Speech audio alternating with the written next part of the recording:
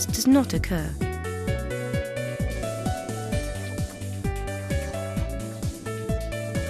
Sewing data is resolved at 0.05 mm per pulse for the feed to be carried out, so slanted and curved lines are sewn beautifully and smoothly.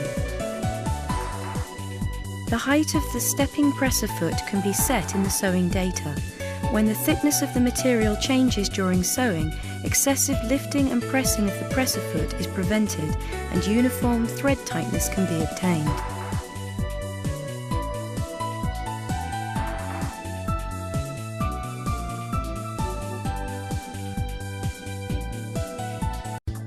The BAS 311G and BAS 326G perform attractive sewing faithful to the sewing data at high speed.